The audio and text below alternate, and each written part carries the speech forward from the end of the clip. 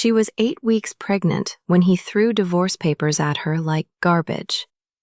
Amara Sinclair, a beautiful black woman who had given 7 years of her life to a man who treated her like decorative furniture, sat at that anniversary dinner table she had carefully prepared, the ultrasound hidden in her purse, ready to share the news that would change everything.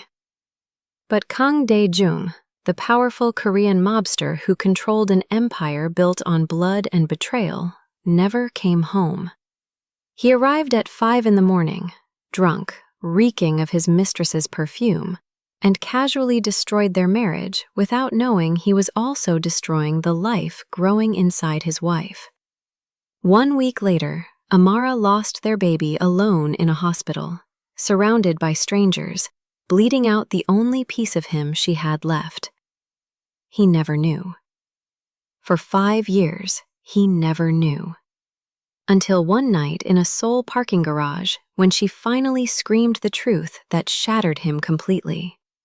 The ultrasound she had carried for 5 years, the child he never met, the future he had unknowingly murdered with his cruelty. This is a story about consequences that arrive too late, about powerful men who realize what they've lost only after it's gone forever, and about a black woman who rebuilt herself from the ashes of the worst kind of betrayal. Before we begin this story, comment below where you're watching from and what time it is there. If stories about karma, love, and hidden truths move you, don't forget to subscribe to the channel. Los Angeles breathed under the invisible control of a man whose name was whispered with fear in 3 languages.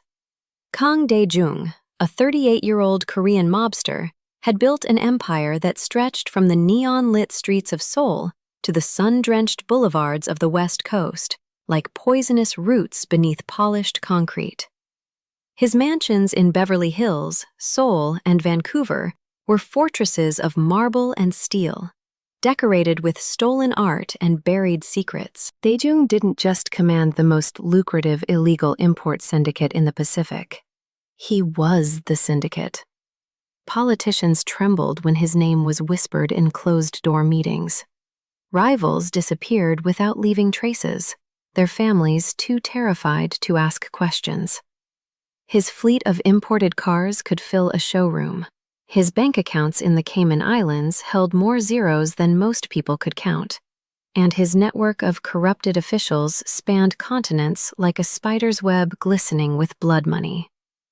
But in the last 5 years, since that November night when he had thrown divorce papers across a dinner table set for 2, something had changed inside him. An unrest that money couldn't buy and power couldn't silence. A gnawing emptiness that grew larger with each passing month, each business deal, each victory that felt increasingly hollow. At first, he had dismissed it as stress, perhaps the natural paranoia of a man in his position. But deep down, in the hours between 3 and 4 in the morning, when sleep refused to come and the mansion felt like a mausoleum, Dae-jung knew the truth. He had thrown away something irreplaceable, and the realization was slowly, methodically, destroying him from the inside out. Amara Sinclair had built her new life upon the ashes of her destroyed marriage, with the fierce determination of a woman who refused to be broken twice. The 34-year-old black woman who had once waited for her husband to return at dawn, smelling of another woman's perfume, now led board meetings at 6 in the morning, her Armani suits cut like blades, her natural hair impeccably cropped short, her Louboutin heels echoing like sentences through the glass corridors of Sinclair Financial Consulting. She had transformed pain into her own empire. Her financial consulting firm had grown so rapidly that it now competed directly with Dae-jung's legitimate businesses, those carefully constructed facades he used to launder dirty money. Amara didn't seek revenge in the traditional sense. Her success was the revenge. Every contract she stole from him, every client she convinced to switch sides, every time the name Sinclair appeared in financial headlines above the name Kang, These were precise stabs into a ghost she had sworn to forget. But ghosts don't die when ignored. On a cold November night, during a charity auction at the Walt Disney Concert Hall where Los Angeles' elite dressed themselves in altruism, Dae-jung saw Amara for the first time in 5 years. She stood beside an elegant white businessman, laughing at something he had said, and the sight detonated something primitive in Dae-jung's chest. This wasn't the neglected wife who had waited for dinners to grow cold. This was a ruthless black CEO who shined with her own power, and he realized with delayed horror that he had never truly seen her when he had her. During 7 years of marriage, he had treated Amara like expensive furniture, beautiful enough to decorate events, invisible enough to ignore while he kept a Korean mistress in an apartment in Koreatown. He had thrown money at her as if it compensated for the humiliations, arrived at 4 a.m. with lipstick on his collar, signed blank checks when she cried. And on that night 5 years ago, drunk and irritated with her emotional demands, he had thrown divorce papers onto the dinner table she had prepared for their wedding anniversary. She had signed while crying. He had left, relieved. Now, watching her cross the ballroom like a black queen who no longer needed a borrowed crown, Dae-jung felt the regret he had avoided for 5 years explode in his ribs like a stray bullet. He approached with the confidence of a man accustomed to getting what he wanted. Amara saw him, and her dark brown eyes, once so full of hope, now frozen like jade, pierced through him without emotional recognition. "Mr. Kang," she said with poisonously professional courtesy, extending her hand for a formal handshake. "Not Dae-jung, not you, Mr. Kang," as if he were a stranger, as if 7 years of marriage had been erased with efficient rubber. He tried to make conversation, mentioning a business deal they both knew about, attempting to bridge the impossible distance between them. But she cut him off with surgical coldness. "I have an appointment. It was a pleasure." And she disappeared into the sea of gala dresses and tuxedos, leaving Dae-jung standing alone in the middle of the crowd. A man who controlled millions, feeling for the first time in decades, completely powerless. The businessman beside Amara touched her elbow gently as they walked away, and Dae-jung felt jealousy. Hot, irrational, consuming jealousy flood his veins like poison. Who was that man? What right did he have to touch her, to make her laugh, to stand beside her in a way that Dae-jung himself had forfeited 5 years ago? He watched them disappear through the lobby doors, and the security team he had stationed around the venue for his own protection suddenly felt suffocating. He loosened his tie, his expensive Tom Ford suit suddenly feeling like a straitjacket.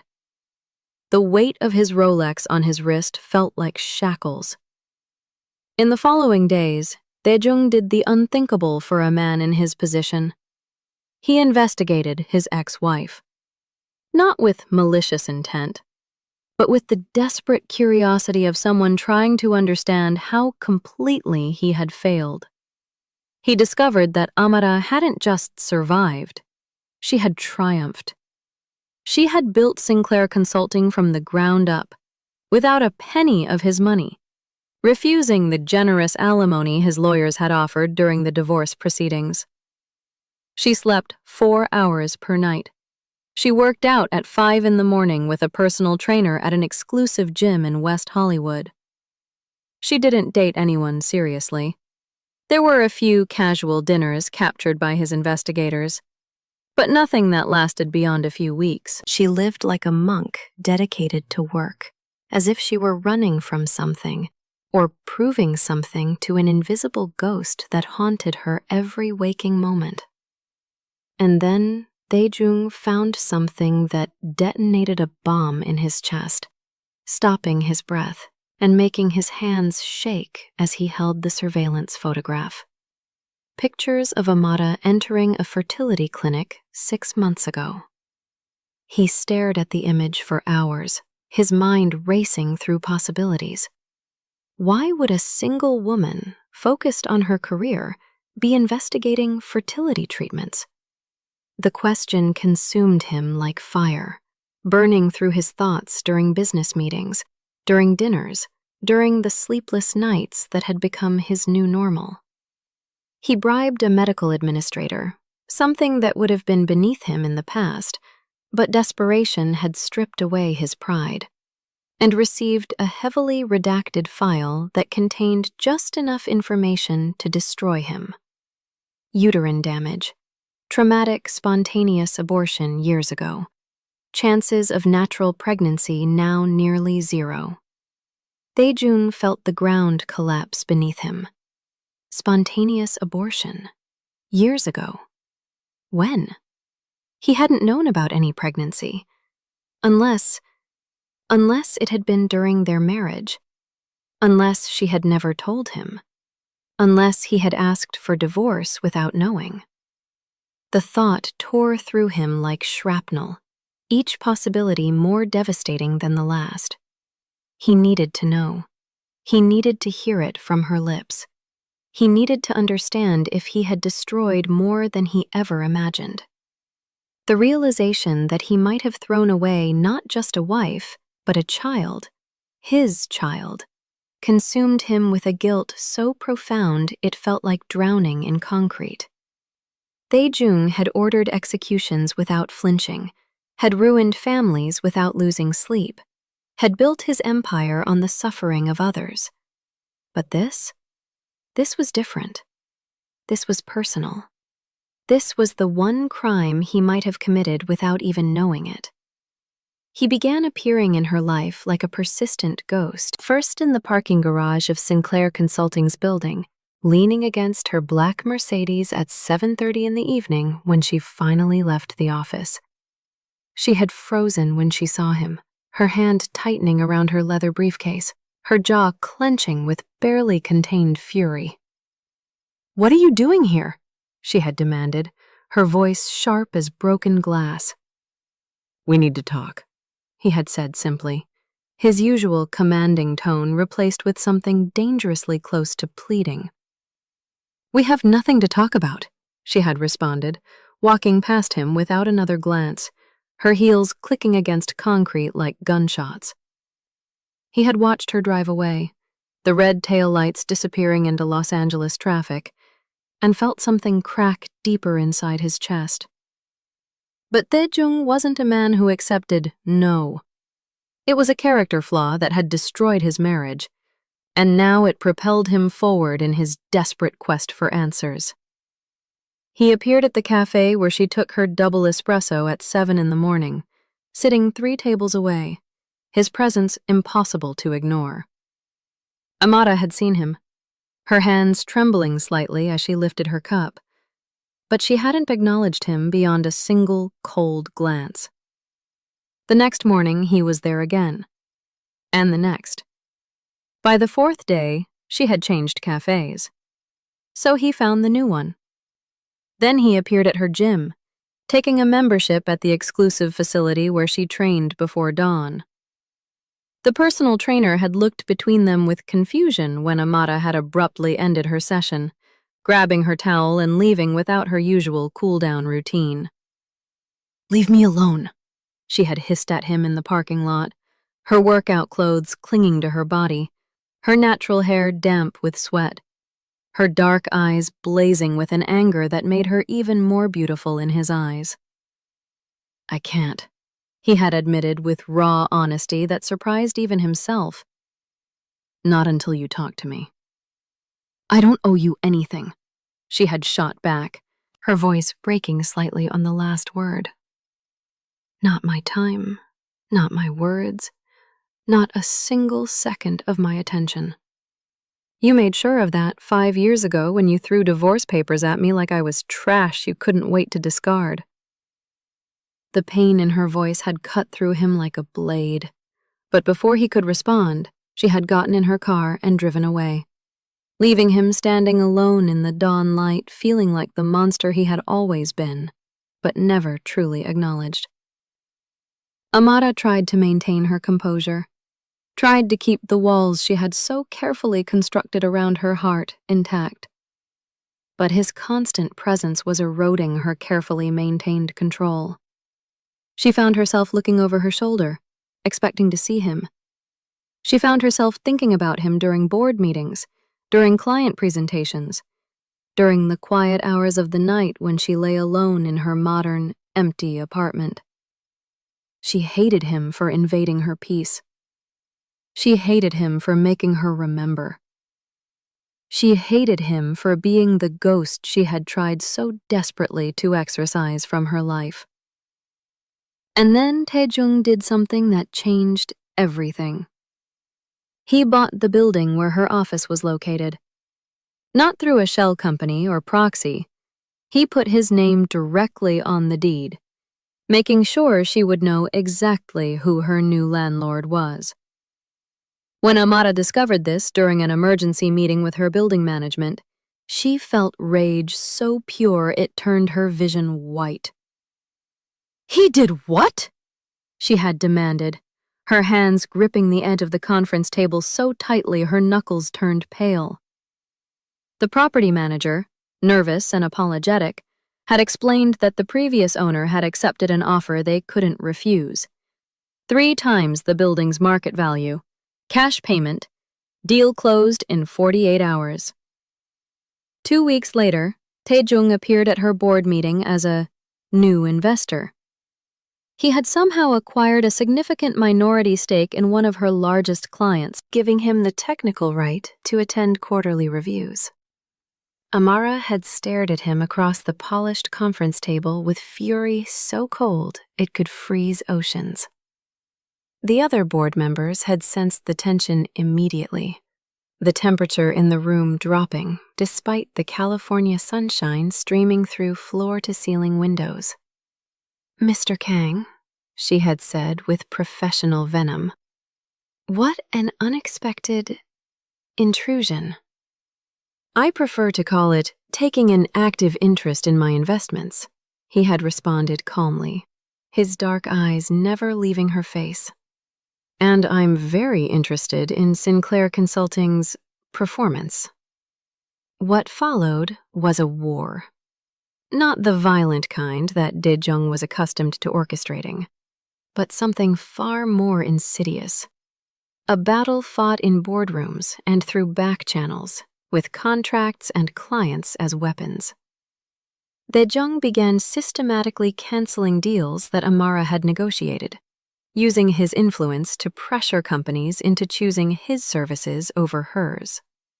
She retaliated by stealing his most prestigious clients, offering them better terms, and leveraging her reputation for ethical business practices, something his organization, no matter how carefully he laundered its image, could never truly claim.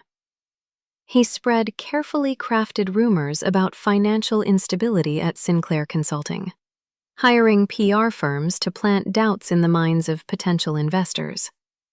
She leaked information to federal investigators about suspicious transactions in his legitimate businesses. Anonymous tips that kept his lawyers busy and his stress levels astronomical. It was a dance of mutual destruction disguised as business competition, but everyone around them felt the toxic electricity crackling between them. This wasn't pure hatred. It was something far more dangerous. It was hatred mixed with unresolved history, attraction that had never completely died. Wounds that had been opened but never properly closed. Junior executives whispered in break rooms about the Ice Queen and the mob boss. Financial journalists wrote speculative articles about the war between ex-spouses. Social media buzzed with conspiracy theories about their past relationship. Meanwhile, Yuna, the Korean woman who had been Dae-jung's mistress during his marriage to Amara, reappeared like a serpent from the past. She had aged well, her beauty preserved by expensive procedures and designer clothes. But there was a hardness in her eyes that hadn't been there before. She had always imagined that Daejung would eventually leave his black wife for her, had waited patiently through 7 years of being the other woman, had accepted the late-night visits and the sneaking around because she believed she was winning a long game. When he had divorced Amara, Yuna had expected him to come to her. Instead, he had ghosted her, cutting off all contact as completely as if she had never existed. The rejection had transformed her love into something bitter and vengeful. Now she worked for a rival cartel, using her intimate knowledge of Daejung's operations to help his competitors. When she learned about his obsession with his ex-wife, about his desperate attempts to reconnect with Amara, something twisted inside her. She arranged a secret meeting with the black CEO at a discreet restaurant in Santa Monica, far from prying eyes and listening devices. "He destroyed you," Yuna had said to Amara, her perfectly manicured nails tapping against her wine glass, her voice dripping with false sympathy. "I know what it's like to be discarded by Kang Daejung. Let me help you destroy him in return. I have information, shipping routes, compromised officials, evidence of money laundering that could put him away for decades." Amara had studied the Korean woman across the table. This person who had been partially responsible for the destruction of her marriage, who had slept with her husband while Amara waited at home like a fool. Part of her wanted to accept the offer, wanted to use every weapon available to tear down the man who had torn her apart. But looking at Yuna, at the bitterness etched into her beautiful features, Amara saw a future she refused to embrace. "No," she had said finally, her voice quiet but firm. "I don't need your help." She stopped herself, her voice breaking slightly on the last word. The ballroom was so quiet you could hear breathing. Amara collected herself, straightening her shoulders, and finished with deadly calm. "So when powerful men speak of regret, forgive me if I don't applaud. Regret without restitution is just self-pity. And self-pity, ladies and gentlemen, changes absolutely nothing." She walked off the stage to thunderous applause that felt more like an earthquake. The tension in the room was suffocating. Journalists were already filing stories. Social media exploded with speculation. Everyone understood they had just witnessed something historic. A public confrontation between two people whose shared history was clearly far more complex and painful than anyone had imagined. After the gala, as guests filtered out into the Seoul night, Daejung waited in the parking garage. He knew Amara's schedule, knew she had dismissed her driver for the evening, knew she would be alone. When she emerged from the elevator, still in her stunning black gown, her natural hair perfectly styled, her face a mask of composure, he stepped out from behind a concrete pillar. She saw him and stopped dead in her tracks. "You need to stop this," she said, her voice shaking with exhaustion and fury. "You need to stop following me. Stop invading my life. Stop whatever twisted game you think you're playing." "This isn't a game," Daejung said quietly, moving closer. The parking garage was nearly empty, their voices echoing off concrete walls. "Then what is it?" Amara demanded. And for the first time in 5 years, the carefully constructed wall around her emotions began to crack. "What do you want from me, Daejung? What more could you possibly want to take from me? You took 7 years of my life. You took my trust, my love, my dignity. You humiliated me in front of your friends, your family, your business associates. You made me feel worthless for 7 years while you fucked another woman and came home smelling like her perfume. You threw me away like garbage when you got tired of my emotional demands. So tell me," her voice rose, tears beginning to stream down her beautiful black face, mascara starting to run. "What more do you want from me?"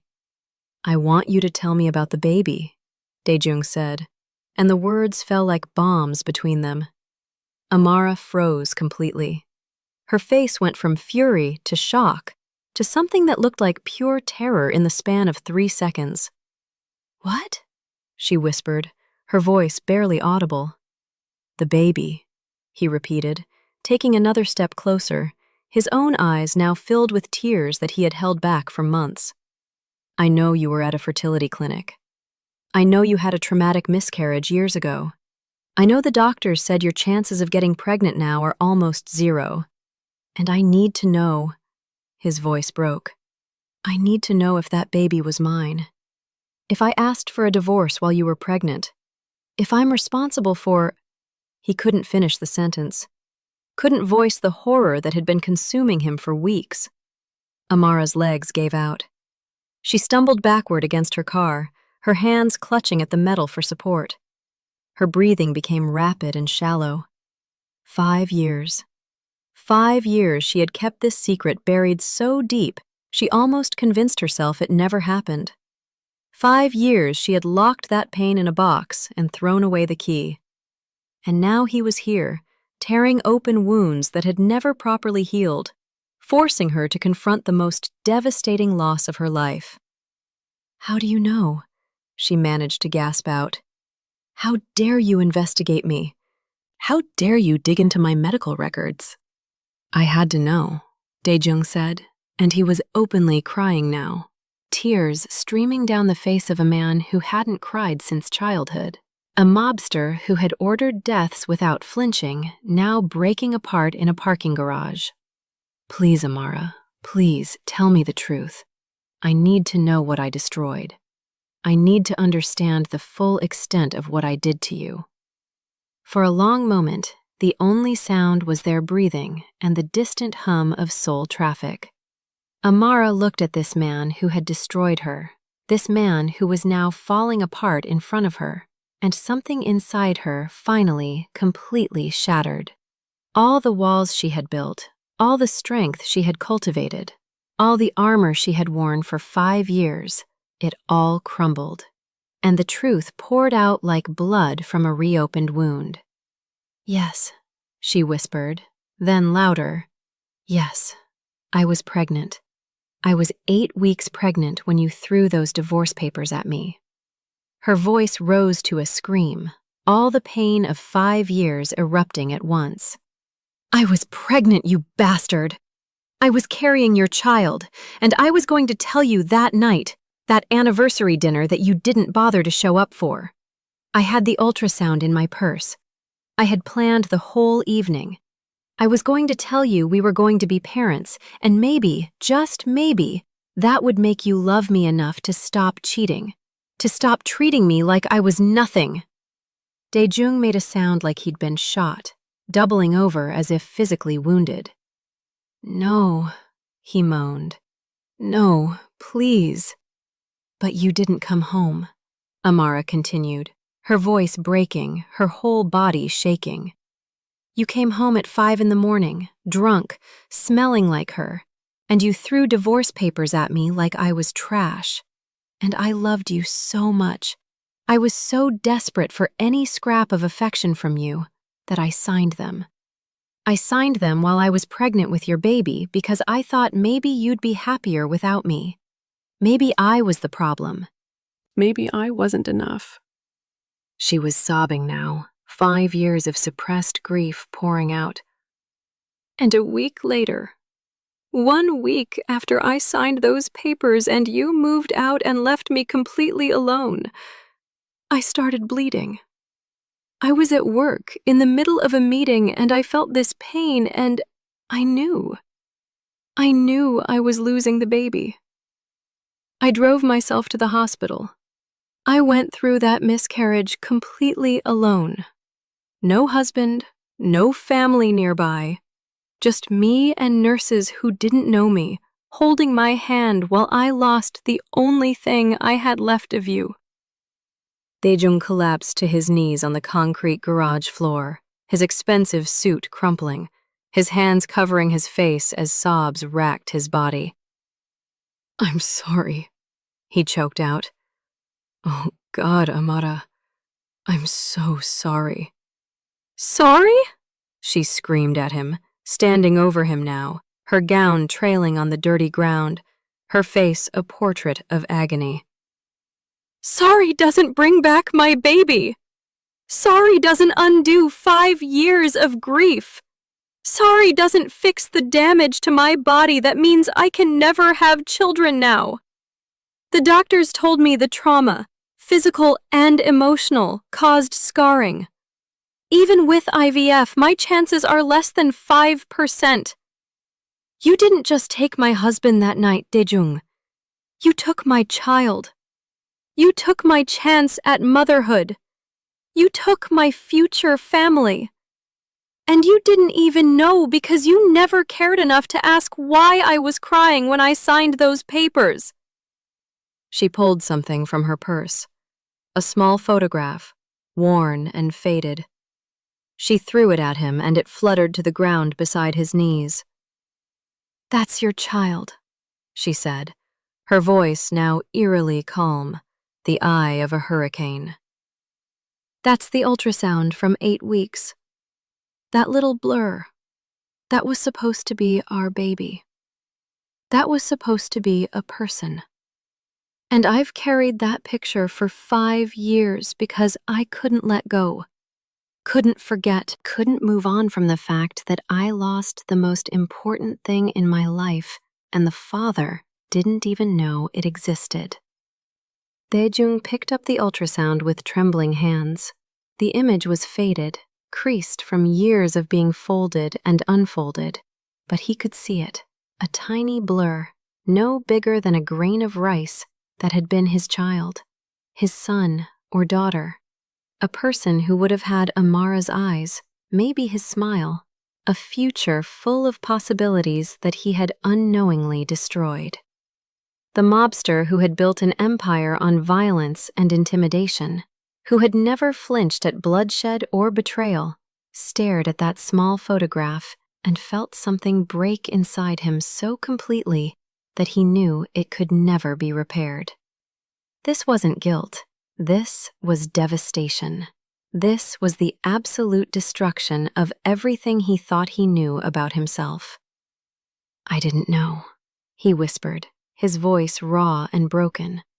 "Amara, I swear to you, I didn't know.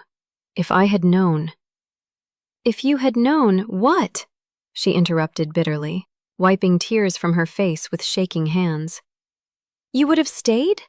You would have suddenly become a faithful husband? You would have loved me? Don't insult me with hypotheticals, Daejung.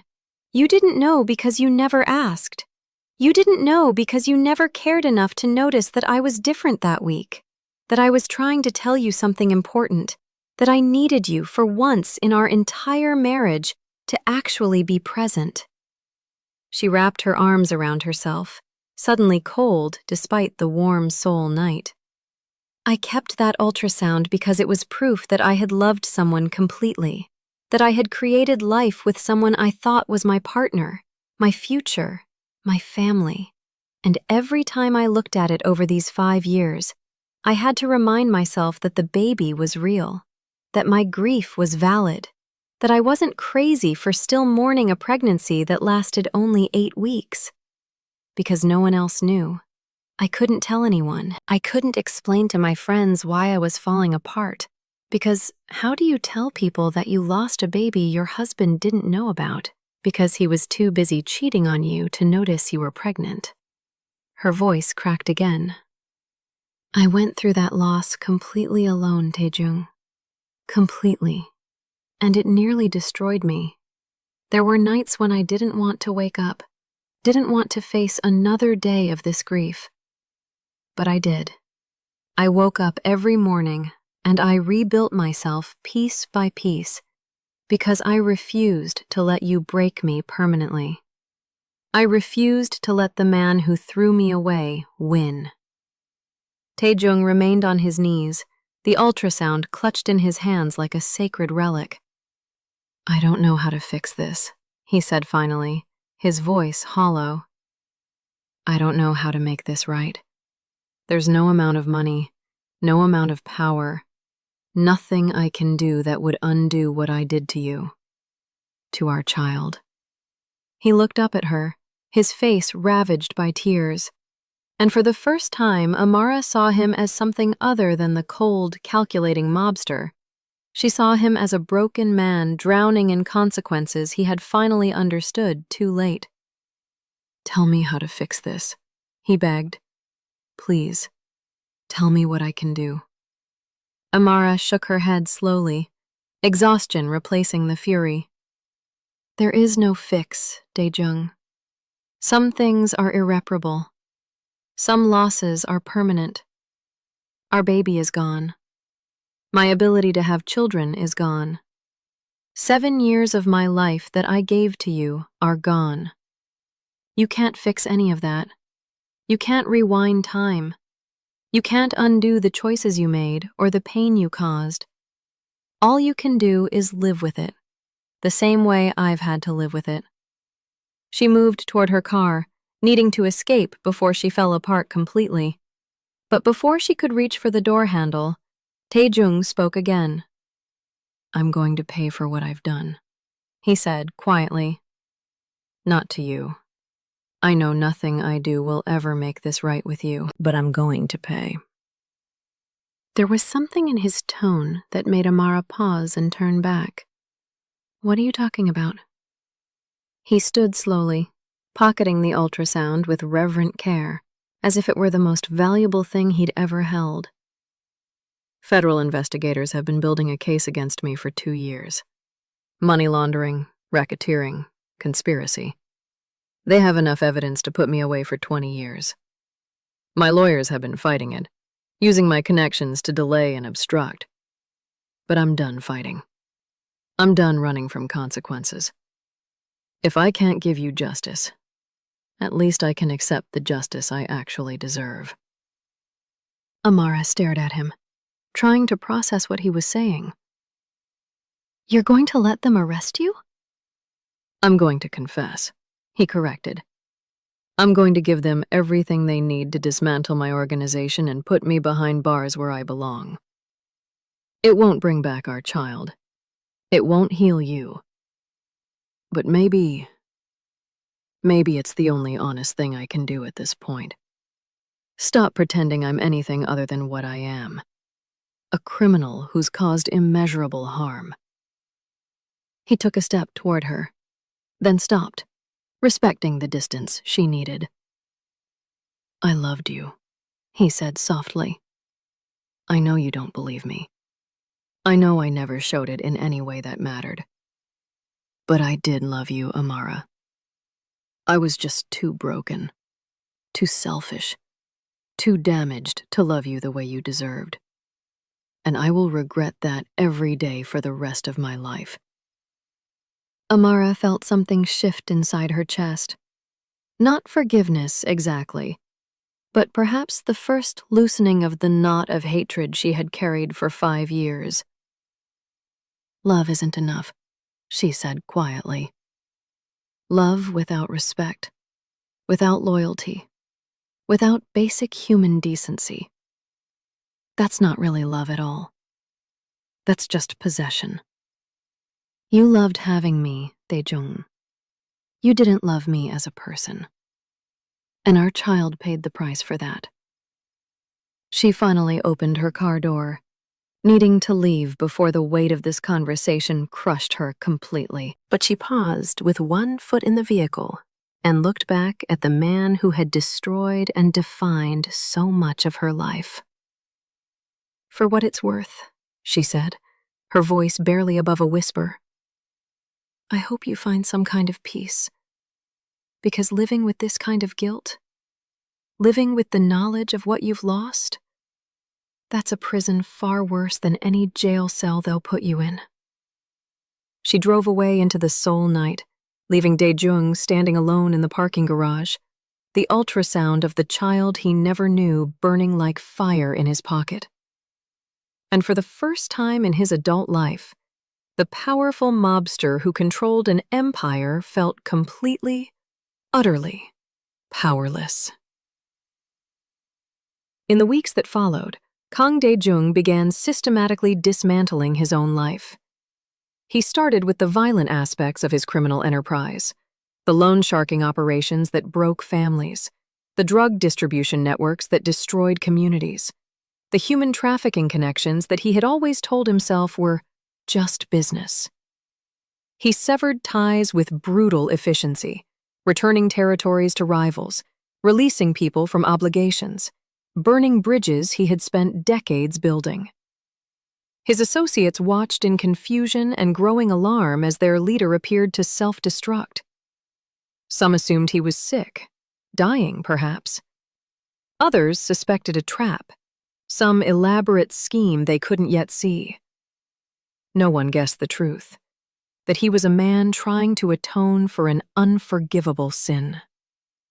He established charitable foundations with the cleaner portions of his wealth, organizations dedicated to supporting Black women who had experienced pregnancy loss, programs for single Black mothers trying to rebuild their lives, scholarships for Black women pursuing business degrees. He did it all anonymously at first, using shell companies and intermediaries. But word leaked, as it always does in their world, and journalists began investigating. They discovered the initials AS attached to several foundations. They connected dots. They wrote think pieces about reformed criminals and blood money. Amara saw the articles during a late-night work session, scrolling through news on her tablet while reviewing quarterly reports, and felt something complicated twist in her chest. Anger, because he had no right to use her pain as a vehicle for his redemption. Confusion, because the gesture seemed genuine rather than performative. And beneath both emotions, a deep weariness with the entire situation. She drove to his Beverly Hills mansion on a Saturday morning, unannounced and uninvited. The gates opened automatically when her car approached. He had apparently programmed them to recognize her vehicle. That presumption should have made her furious, but instead she felt only tired. The mansion that had once been her prison of luxury now felt different. The usual security team was gone. The expensive cars that typically lined the circular driveway were missing. Even the manicured gardens looked slightly neglected, as if the staff had been dismissed. Dae-jung answered the door himself, wearing sweatpants and a t-shirt, clothing she had never seen him in during their entire marriage. He looked thinner, older, his eyes haunted by sleepless nights. "You need to stop," Amara said without preamble, pushing past him into the marble foyer. "Stop with the foundations. Stop using our baby's memory as some kind of redemption project. You don't get to ease your guilt by throwing money at the problem you created." He didn't argue, didn't defend himself. He simply led her to the living room, where papers were spread across the coffee table. Legal documents, FBI reports, financial statements. She recognized them immediately. "They're coming for me in 2 weeks," he said calmly, gesturing to the papers. "Federal indictment, RICO charges, money laundering, the whole package. My lawyers could probably delay it for years, maybe even get me off entirely. But I fired them. I'm going to plead guilty to everything, cooperate fully, name names, dismantle the entire organization from the inside." Amara stared at the documents, then at him. "Why are you telling me this?" "Because I need you to know that I'm not trying to buy redemption. I'm not trying to make you forgive me. I'm just trying to pay the debt I owe to the world for being the person I've been. And even that won't be enough. Even spending the rest of my life in prison won't balance the scales. But it's all I have to offer." She sat down heavily on the leather sofa where she had once waited countless nights for him to come home. The irony wasn't lost on her. "Do you remember," she said quietly, "when we first met? I was 24, fresh out of Columbia, so naive and hopeful. You were 31, so confident and powerful.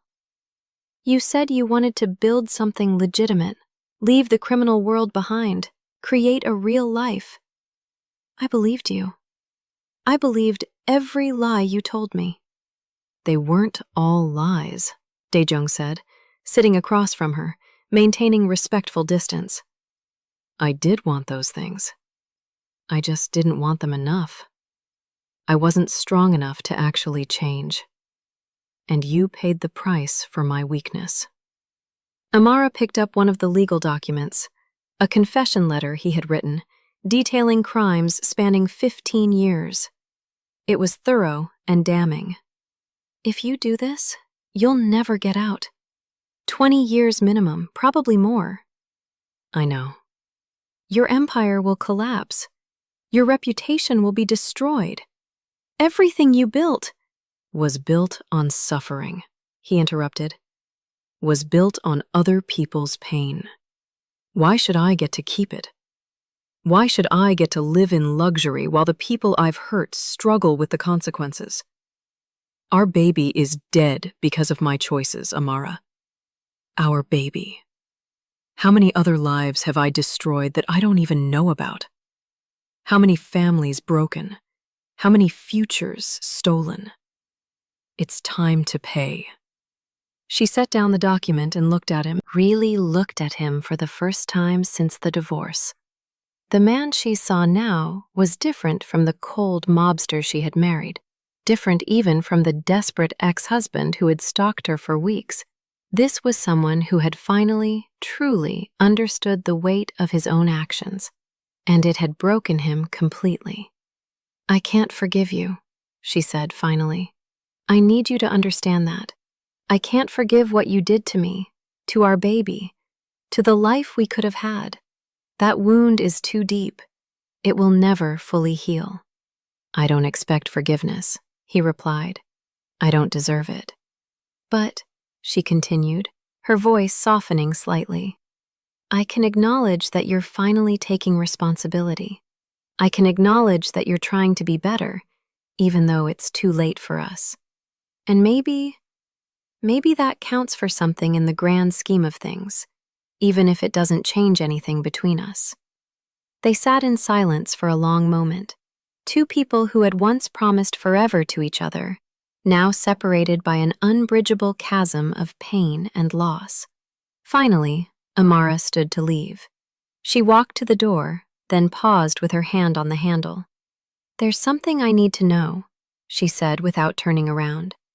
If I had told you about the pregnancy that night, if you had come home for our anniversary dinner and I had shown you that ultrasound, would you have stayed? Daejung was quiet for so long she almost thought he wouldn't answer. When he finally spoke, his voice was thick with emotion. I want to say yes. I want to believe that finding out about the baby would have changed everything, would have made me into the man you deserved. But honestly, I don't know. The version of me that existed 5 years ago was so broken, so selfish, so incapable of real love. I might have stayed out of obligation and resented you for trapping me. I might have been an even worse husband and a terrible father. The only thing I know for certain is that our child deserved better than the father I would have been back then. Amara nodded slowly, absorbing this painful honesty. Thank you for not lying, she said. Thank you for finally being honest about who you were. She opened the door and stepped into the California sunshine. Goodbye, Daejung. Goodbye, Amara. She walked to her car, got in, and drove away without looking back. And as she merged onto the highway, heading back to her life, her company, her success, her carefully rebuilt existence, she felt something shift inside her chest. Not forgiveness, not closure, exactly, but perhaps the beginning of being able to think about the past without it destroying her present. Perhaps the beginning of peace. 3 months later, the news exploded across every major outlet. Korean mobster pleads guilty to RICO charges. Criminal empire collapses as leader cooperates with FBI. Kang Tae-jung sentenced to 18 years federal prison. Amara watched the coverage from her office, her team bustling around preparing for a major client presentation. On screen, Tae-jung was led away in handcuffs, his head held high, accepting his fate without protest. The reporters speculated about his motives, his sudden cooperation, the rumors of personal tragedy that had preceded his confession. But no one knew the real story. No one knew about the baby. No one knew about the ultrasound he still carried in his prison belongings. No one knew about the love that had been too little, too late, too broken to save anyone. In the months that followed, Sinclair Financial Consulting grew exponentially. Without Tae-jung's interference and competition, without his shadow looming over every deal, Amara's company became one of the most respected financial consultancies on the West Coast. She was featured in Forbes, in Fortune, in Black Enterprise. She spoke at conferences, mentored young Black women entering business, became the success story everyone pointed to when they talked about resilience and triumph over adversity. But at night, alone in her minimalist apartment, with its floor-to-ceiling windows overlooking Los Angeles, she would sometimes open that old box, the one she kept in the back of her closet, the one that held the faded ultrasound, and, now, a letter that had arrived from the federal prison 2 years into Tae-jung's sentence. The letter contained only one sentence, written in his precise handwriting. "Our child would have had your smile, and that would have been the only good thing I ever did in my life. I'm sorry I never had the chance to deserve you both." Amara kept the letter with the ultrasound, 2 pieces of a past that would never let her go completely. She didn't respond. She didn't need to. Some wounds never fully heal, no matter how much time passes, no matter how much success we achieve, no matter how far we run from the pain. But we learn to live with the scars. We learn to build lives around the holes that loss creates. We learn that survival itself can be a form of victory. On particularly difficult nights, when the loneliness felt crushing and the what-ifs threatened to drown her, Amara would hold that ultrasound and allow herself to grieve, not just for the baby she lost, not just for the marriage that destroyed her, but for the version of herself who had believed in fairy tales and happy endings. That woman was gone. In her place stood someone stronger, harder, more successful, but also more scarred, more guarded, more aware of how easily love could become a weapon in the wrong hands. And somewhere in a federal prison, Kang Tae-jung served his time, working in the prison library, avoiding the violence that men like him usually attracted, carrying the weight of 18 years of consequences for choices he couldn't undo. He kept the ultrasound in a plastic sleeve tucked between the pages of a book, looking at it sometimes when the guilt became unbearable, when the reality of what he had destroyed threatened to crush him completely. Guards wondered why this particular inmate, this former powerful mobster, seemed so broken compared to others serving similar sentences. They didn't know about the ghost that haunted him, not of a person who died, but of a life that never got the chance to begin. They didn't know that for some sins, prison is the lightest punishment imaginable. The real sentence is living with what you've done every single day for the rest of your life. In the end, redemption isn't something you achieve.